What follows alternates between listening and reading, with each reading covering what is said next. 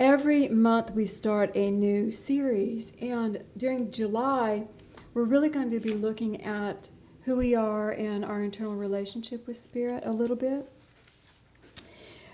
But I was guided to go an interesting direction with it. So we're going to start with a chapter in the Aquarian that I don't normally teach from, because it can get a little bit interesting to our common minds. Guys ready? Yes. Okay. A multitude of people were in the streets, and the officers were on the way to court with a man who had been accused of stealing bread.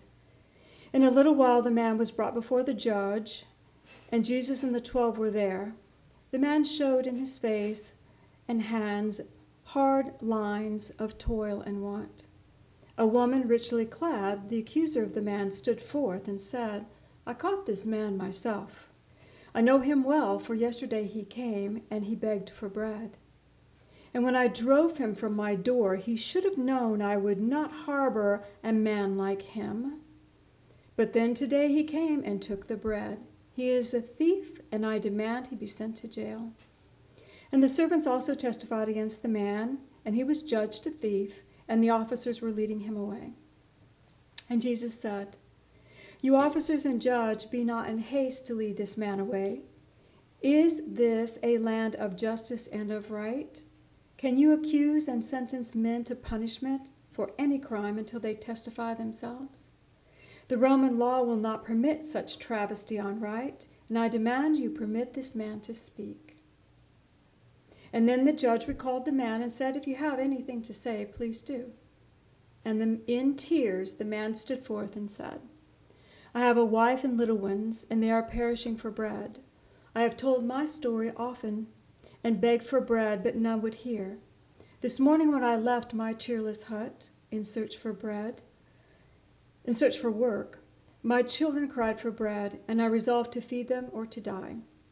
I took the bread, and I appealed to God, was it a crime?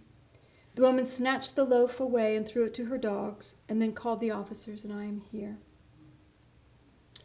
Good people, do to me whatever you will, but save my wife and little ones from death." And then Jesus said, "Who is the culprit in this case? I charge this woman as a felon in the sight of God. I charge this judge as a criminal before the bar of human rights. I charge these servants and these officers as party to the crime.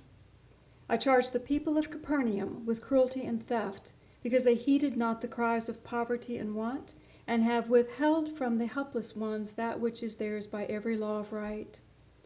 I appeal unto these people here and ask, are not my charges based on righteousness and truth?" And every man said yes. The accusing woman blushed for shame, the judge shrank back in fear, and the officers threw off the shackles from the man. And Jesus said, "Give this man what he needs, and let him go to feed his children and the little ones."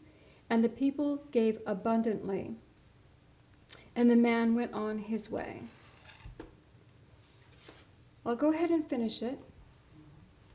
Jesus said to everyone, "There is no standard law to judge of crime. The facts must all be stated before judgment can be rendered. You men with hearts, go forth and stand where stood this man and answer me, what would you do? The thief thinks every other man a thief and judges him accordingly. The man who judges harshly is the man whose heart is full of crime. The courtesan who keeps her wickedness concealed by what she calls respectability has not a word of pity for the honest courtesan who claims to be just what she is. I tell you, men, if you would judge not till you are free from sin, the world would soon forget the meaning of the word accused." So, when we look at this, we have to ask, who was Jesus teaching? Was he teaching the man who stole the bread? Was he teaching the woman, the judge? Who was he teaching? He was teaching everybody. He was teaching every level of consciousness. What we have here is many levels of consciousness converging to a common point. So the man that stole. This man, we're going to speak metaphysically, this man was dealing with the opportunity and dealing with his inability to accept opportunities for growth and prosperity, because he had asked and asked and asked and no one would give it to him. So what is he needing to learn? How to receive. This man was dealing with the fact that he could not receive. So did the fact that he was willing to give his life for his children, did that help him receive? No, it helped him give his life for his children. He was getting ready to lose his life. He was going to prison and he would stay there forever. Did not help him learn to receive. But when the people gave, when Jesus said, everybody give to this man, and he stood there stunned, I'm sure, and shocked, and everybody gave to him, do you think that might have helped him receive? Because there was a voice that was higher than his voice. There was a divine voice in that moment that directed the activity of the outer to be greater than that man's consciousness. And perhaps when he received, that was his first step of change. I can receive. I can receive. Do you see? We might think his story is so many other ways, but perhaps that was the only thing that that man needed to learn. We don't know. He accepted the gifts. He accepted the support. And in that, he probably changed right then and there. And I say, thank you. I've received. Jesus also talked to the reasoning, responsible men of the day. You are at one level of consciousness. When he said, I charge you, people of Capernaum, I charge you. You're at one level of consciousness and you are not helping others at a different level of consciousness. You are judging them. You're not helping. You are judging. Don't judge. Listen and help. Be that higher voice. As he was the higher voice, Capernaum, be the higher voice that speaks to situations so that a higher light can come through and be lifted. So we have this beautiful energy where Jesus is truly trying to help them understand, if you will stop judging, then and work on yourself. Don't be the courtesan that pretends you're not. Have you ever known a courtesan? Someone who is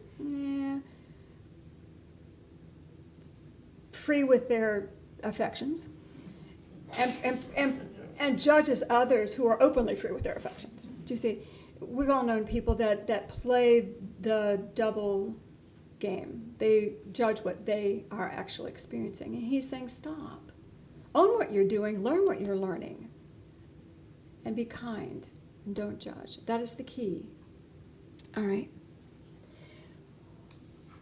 When we look at this, and we'll come back to the story in just a moment, but when we look at this, we have to ask, what level of consciousness was Jesus living at? So, there is a story, and I won't read it to you. It's when Jesus meets the woman at the well. You guys know the story of Samaria. He's not supposed to talk to Samaritans, much less a woman. That's against the law on 2 counts. And he's in Samaria. He meets this woman at the well. It's just the 2 of them. His disciples have gone to gather food, to buy food, because they're all hungry. And he begins to teach this woman. And you all know the story. And he tells her there's one God. And he tells her she's like a butterfly flitting from flower to flower. She has no husband. You know, he tells her everything that she has done. And she's thrilled with his knowledge. And they're enamored in the energy of sharing. And the disciples come to him and they bring him food, because it's been a while now that he's been talking to this woman. And Jesus says, oh, I'm not hungry. And they said, how could you not be hungry? Who fed him? And Jesus looked at them and said, I have food you know not of. And then the Bible says, Jesus was fed by God from the very ethers, and the disciples did not understand. That his physical body had been sustained from God feeding him through the ethers. This is the level of Jesus. Got me? Okay. Then I'm going to reference one point. This happens in the New Testament 3 different times, but I'm going to just read one of them. Jesus has been out speaking to the multitudes, and they are in a desert.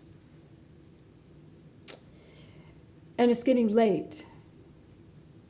And Jesus had compassion on the anxious throng. He taught all day because they were sheep without a leader.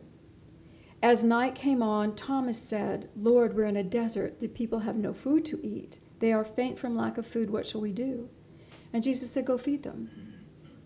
And Judas, always the one, a practical mind, said, "What do you want us to take the 3 pennies we've got and go buy bread for everybody?" No, that's not going to happen. That's what he says. Or they had 200 pennies. And Jesus said, "Go look in our larder and see how many loaves we had." Andrew said, "We have none, but we have a boy that has 5 barley loaves and 2 small fishes." Jesus said, "Command the people to sit." He took the loaves and fish, looking up to heaven. He spoke the sacred word. He broke the bread. He gave it to the 12, and the fish to the 12, and they fed the multitudes. It says there were 5,000 men plus women and little ones. So, we know Jesus has the ability to bring food from the ethers.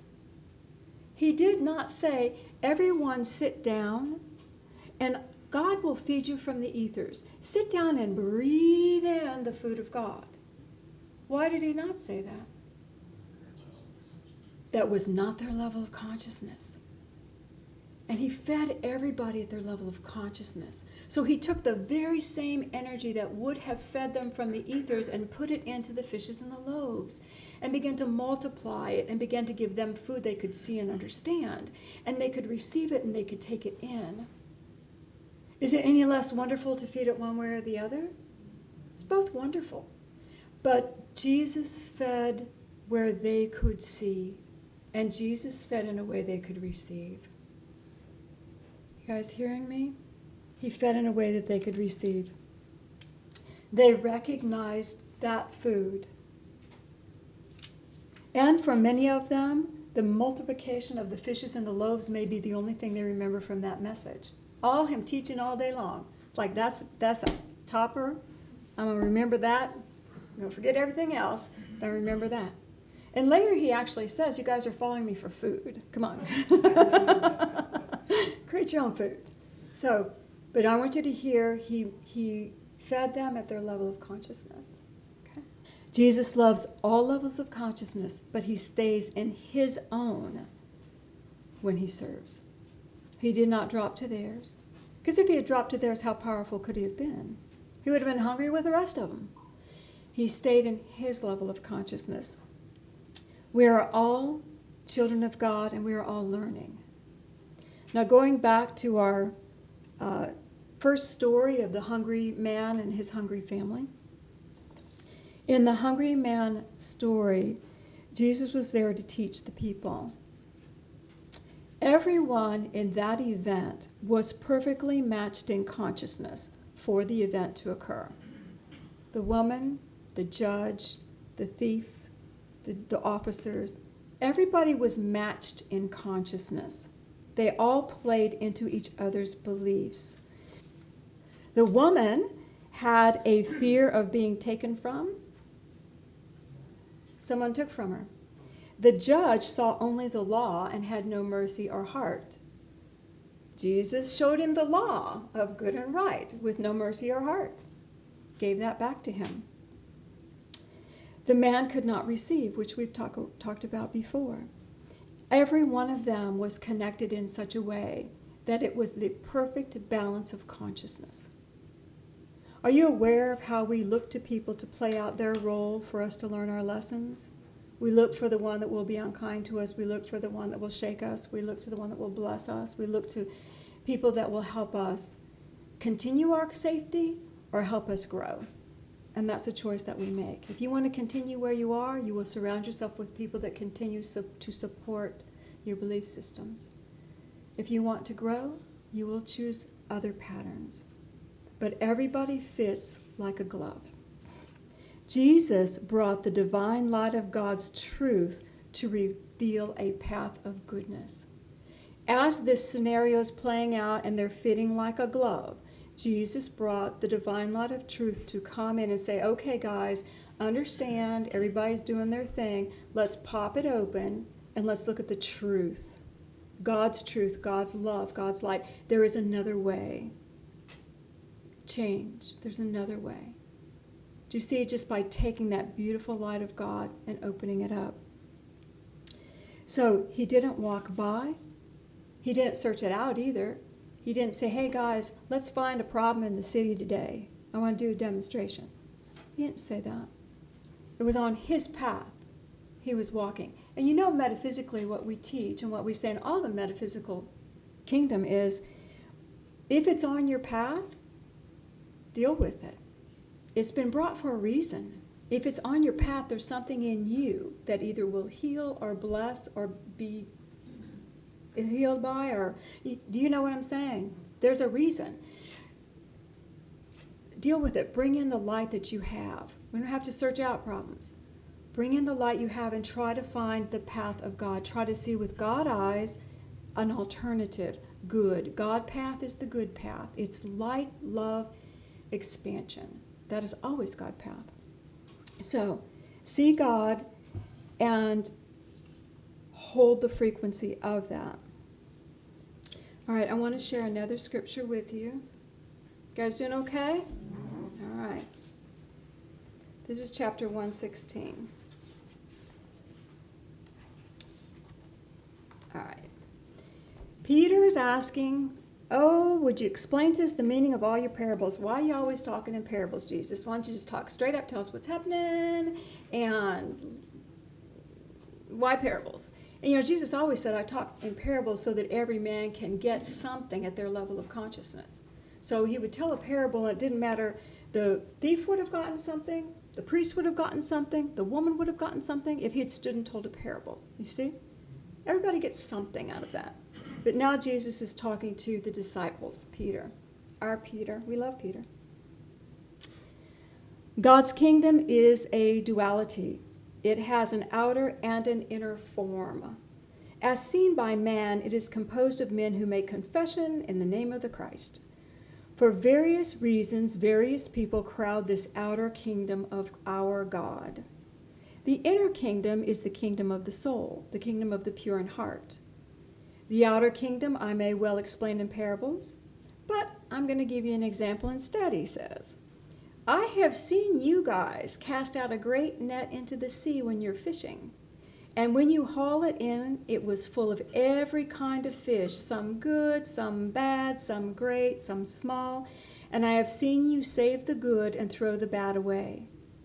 The outer kingdom is the net, and every kind of man is caught. But in the sorting day, the bad will be cast, and the good will be reserved. The good is the inner kingdom.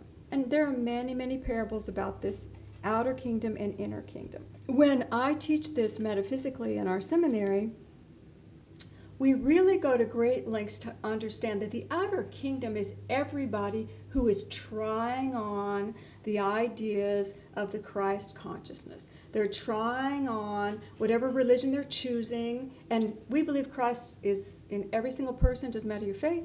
That's the spark of divinity within you. That's the Christed spark we speak of. I don't care what faith you are. If you're animated, you're God's child. So, this is what we're talking about. So, people come into this idea that I want to love God, and we'll talk about Christianity because that's what we're dealing with here. This outer kingdom of Christianity. They come in and say, well, let me try it on, see if it fits. Oh, I don't know if I like that or not. Hey, you, I don't like what you're wearing. And they're just trying it, you know? Now, for me, in the inner kingdom, the purity of the soul, man, don't you know I stay tucked up in that inner kingdom? I stay tucked up in there wanting to be one with God, until I find myself judging myself, until I decide I did something wrong, and then I feel myself slip sliding into the outer kingdom. And then I'm in the outer kingdom. And I'm going, how did I get here? How did I get here? Not that I don't love all you fishes. However, I like being in the inner kingdom better. I like being tucked up in God love, God love, God love, God love, God love. And I'm in the outer kingdom now. If you stop judging and start working toward the good, you have the key. The minute I judge, and do you know who I judge first? Of course, myself. I judge myself. I judge myself. And it's just this slidey slope. And then I never leave the kingdom, guys. I never leave the kingdom. But I go into that place where, yeah, we're trying it on. I'm trying it on. Well, I guess I am trying it on because it's not working. What I have found in the outer kingdom are all those levels of consciousness, right? And I can love all of them in that outer kingdom. It's me. I have a hard time loving when I get in that outer kingdom. It's me. And my whole thing, my whole life has been, I want to give my will to God. Well, I want to surrender to the will of God. I want to surrender to the will of God. And you know, when I say that, I want to surrender to the will of God, what I am saying is I might make a mistake. Because was that God's will? I thought it was God's will. Somebody got mad at me. I think that was God's will. Oh no, I just got hurt. Oh no, I just offended somebody. You know how often I offend people? A lot. And I think I'm in God's will. I offend people all the time. And where do I go when I offend them? Right to the outer kingdom. I just pack my bag and move on out. When I am seeking to do God's will, I am always in judgment of myself. Spirit gave me this key for me, and I share it with you. They've asked me to stop being so Cindy.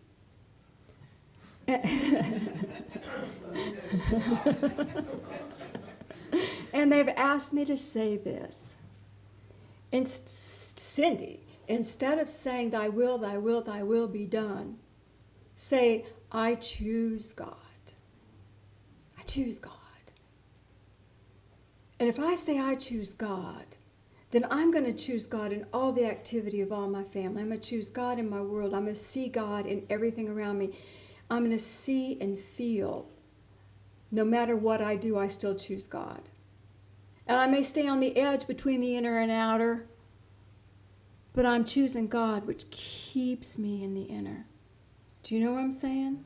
My humanness may still pull me into that interesting fish place of fun. But if I can choose God when I'm judging myself, I am forgiven. If I can choose God when I'm feeling bad about anything, I can be whole. Because my focus goes from what I've done to that divine idea, that divine light that cuts through that current level of consciousness. The divine light that cuts through that current level of consciousness. I hope this is making sense, and the whole message. We are living in a world that's just this cornucopia of consciousnesses, and people are learning their lessons wherever they are. We cannot judge people. They may be learning, like Jesus said, the most fabulous lesson in the most difficult way, and they're getting this huge old crown in their, or star in their crown, however you would say that. You know, we can't know. We can't know any man's heart or soul. We can love them where they are, and we can feed them where they are. So you guys, I'm going to just bring it home, okay, to today. Friday night at 4 o'clock in the morning, there was an Amber Alert issued. Did it not wake every single one of you up? With a vengeance. And those Amber Alerts do not go off, do they? You have to get out of bed. You have to turn your phone off. Amber Alert. Divine. Some of us picked up our phone and went, 4 o'clock in the morning? You just woke up the entire city of Atlanta. How many people are in Atlanta? Millions? Millions. Millions of people are now awake at 4 o'clock in the morning. Okay, and that was I-20. I'm nowhere near I-20, and you just woke me up. Okay. Or, what if all those millions woke up and said, oh my God, Father, Mother God, please send light and love to this child. We ask that your love surround them and keep them safe and bring them home. This is our prayer, God. What if every single person who responded did a prayer for that baby? Whew. We would turn it on its head, wouldn't we? God would move. Divine light moving through some level of consciousness. We would not participate in anyone getting hurt or harmed or being kidnapped. That's not our consciousness. But it's on my road because it woke me up. Came on my path because it woke me up. And we can send that love and light and that prayer, which is what I did. Sent Reiki and prayers. But I want you to see how simple and easy it is for us as the divine children who want to be the mind, the spirit, the love of God, to begin to consciously look for the God path in everything that crosses us. Look for the God path. And do not judge. Do not judge. The second example I wanted to share with you today is our world is going through an interesting situation. And do you know how many people have different opinions about this situation? However many people there are. Nobody knows what to do, what not to do. We don't understand. But you are the divine child of God, and you know you can manifest food. You know God love moves through you. You know that. But when you walk into a store that says wear a mask, should you love that level of consciousness? The people in the store are asking you to wear a mask. You should love them. Put the mask on. If you don't have one, say, give me one. Because I am not here to judge what's happening. I'm here to bring God's love to wherever I go. And if this is what you want me to do, I will do that. I'll do that. Not in a superior way either. In a way of, let's bring God love. Blessing my mask, blessing my light. We're just being the light. Do you see? Our world right now is giving us so many opportunities to love all the levels of consciousness. But we want to follow the keys of Jesus. We want to stay where he stood. And we want to not judge self or others. And bring the light at every opportunity that we can. Bring the divine. Just be the divine. Okay. Well, I hope this makes sense for you guys. And I hope you've gotten something that will be beneficial as you walk out this week. Just to feel the love in you. And if you find yourself being Cindy, remember the words. Stop being Cindy. Be the divine. Take that light into you. I am a child of God and I choose God. Let's anchor it in. So if you put your feet on the floor. Just feel that beautiful love of God pouring through you where you are. Father, Mother God, we humble our hearts.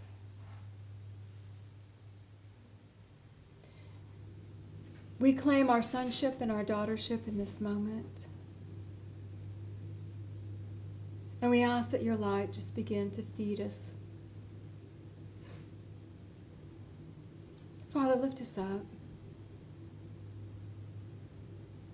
And as you lift, feel the beautiful divine light pouring to you and through you. And open your heart and just feel the light of Jesus Christ stepping forward just to take your hand.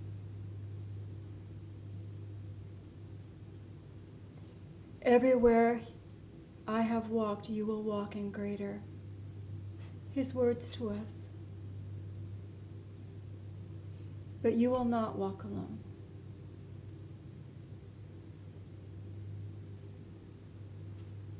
You will be used as a channel of beautiful healing love because your heart is open. And you are mine. And I am yours. And breathe and feel the love supporting you now.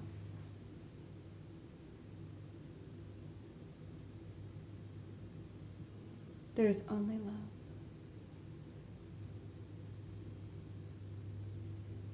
Father, Mother God, we thank you for the connection. We thank you that you are nearer than hands and feet. We thank you that your light overwhelms us. And we go forward choosing to be your children, choosing you, God. Everyone breathe. Make room in the inner kingdom. We're coming. And when you're ready, just let your focus come back. And you can gently open your eyes.